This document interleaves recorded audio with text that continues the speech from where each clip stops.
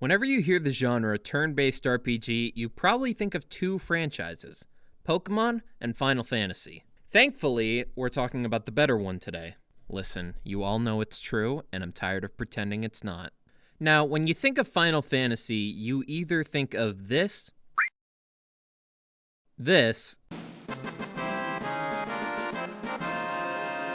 or this. I don't have a strong connection to Final Fantasy. The only one I ever played was 7, and then 7 Remake, which is a crowd favorite for obvious reasons, but I really liked 7 Remake. I thought it was fantastic, and I was very willing to give Final Fantasy 16 a try because of how much it had going for it. The two biggest selling points for me was the combat, because I knew the combat director, Ryota Suzuki, had worked on Devil May Cry and Monster Hunter, so his reputation was very well known, calling the combat in this game his personal masterpiece. And also, the main theme was being sung by Kenshi Yonezi. I'm sorry if I butchered that name. Who made this song. So there was a lot of hype for this game. But just like Final Fantasy VII Remake, when it was released, there was a divide. Some people loved it, some people hated it, and now after playing it, I understand why people wouldn't like it. But honestly, some of y'all are crazy, because this game is fantastic. Final Fantasy XVI is a game with a very solid groundwork, but is interrupted by what can only be described as filler. And by filler, I just mean a lot of side quests. And these side quests are optional, and I don't mind filler. I mean, I watch One Piece. But as a gamer, if I see a green exclamation point, I'm gonna walk towards it as if I'm contractually bound to address it. But a lot of these side quests are usually boiled down to the staple side quest system, which is, hey, I need this. Okay, let me go there. Okay, let me kill these. Okay, let me go give this to the guy. Here you go. Okay, thanks. Here's some money. Cool. Quest complete. And that's usually how it goes, and these wouldn't be as much of a hindrance to me if things in the game didn't take as long as they did. I'm not sure why when you complete killing a monster in the game, it doesn't just auto-complete the quest for you like in some other games. You gotta go back and then give the guy the thing so they can say some more dialogue and then say the quest is done. And each line of dialogue has like an awkward 3-second period where they just don't say anything, which led to me pressing the X button and skipping a lot of dialogue. Which is funny considering how much I gush about voice acting, but it just takes a long time. Square, the game was already long enough, you don't gotta make it longer. And listen, not all of the side quests are bad. I really enjoyed the ones where you get more of a connection between Clive, the main character, and his party members. But compared to how many there are of the personal side quests to the standard side quests is like 15 to 85. That being said, the side quest stories may suck, but the main story is very good. It may come across originally as a little basic. You have to save the world by destroying these 5 crystals and then beat the big bad boss of the game. But I think it's the realism of the situations that the characters are in that makes the main plot feel more consequential. With most Final Fantasy games, the layer surface of the story comes off as very tame. Like, ooh, magic world, kaijus, magic, beating goblins, ha ha ha.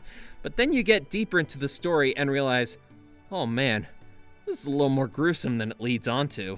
I mean, think about it. In Final Fantasy VII, Shinra drops a city onto another city to try and stop an eco-terrorist organization made up of like 5 people. And Sephiroth kills an entire village because he discovers he's a genetic abomination. Final Fantasy XVI, however, the realism of the game amplifies the gruesome aspect to infinity. This is the first Final Fantasy game that is rated M, and I don't know why, but Square Enix just took that rating and fucking ran with it. There are themes of genocide, slavery, familial manslaughter, cultism, and they don't pull punches with this fact. The demo of the game literally ends with the main character's mother selling her son into slavery.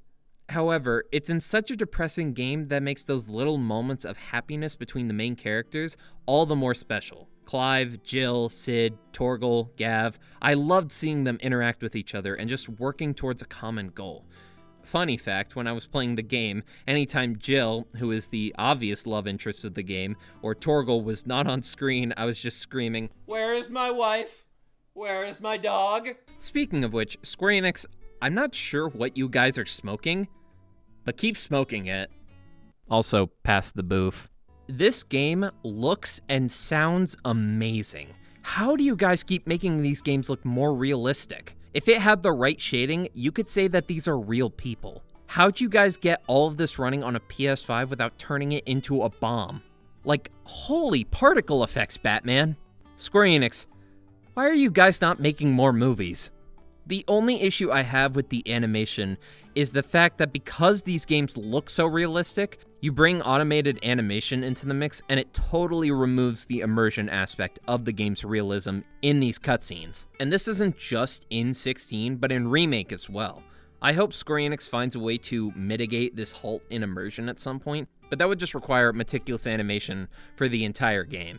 When it comes to the audio side of the game, let me just give a big hand to the voice actors who did an amazing job with their roles. Ben Starr, Susanna Fielding, Ralph Ineson, Christopher York, and everyone who is involved. I'm not going to say everyone's specific role just because of spoilers. The reactions never felt as if they were forced because they had to play the characters. They felt as if they were actually in pain or in disbelief. Give her back! Give her back! My lady!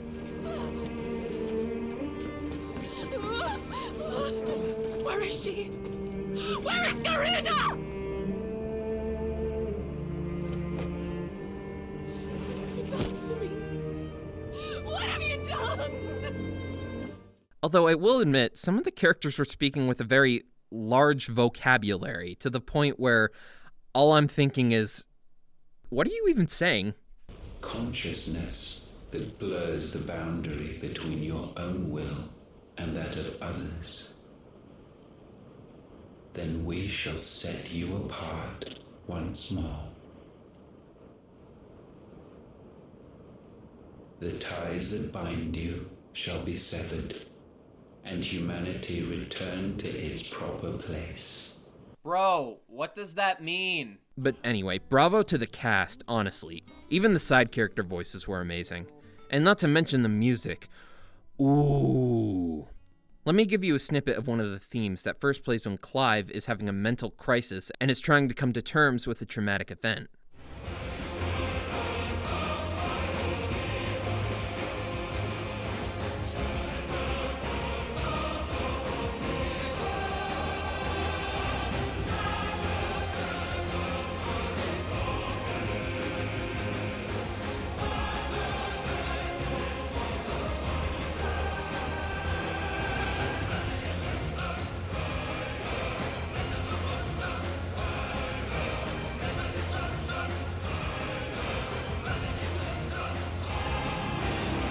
Man, I wish fighting my inner demons looked this cool. Normally it just looks like...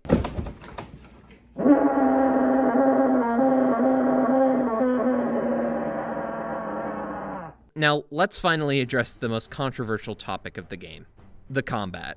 I get why a lot of people are complaining about the combat, because the combat in the early game is actually pretty boring, all things considered. It doesn't give you a lot of room for creativity.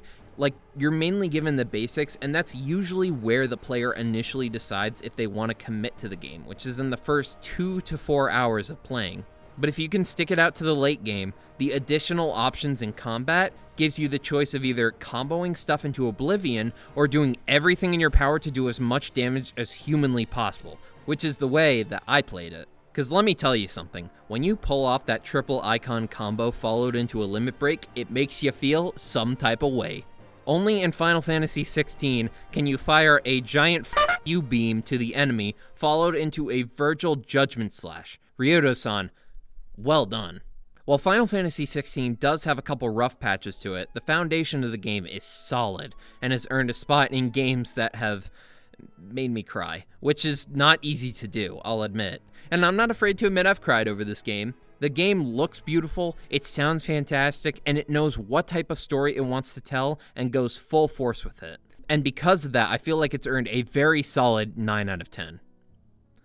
Or, wait, hold on, let me check something.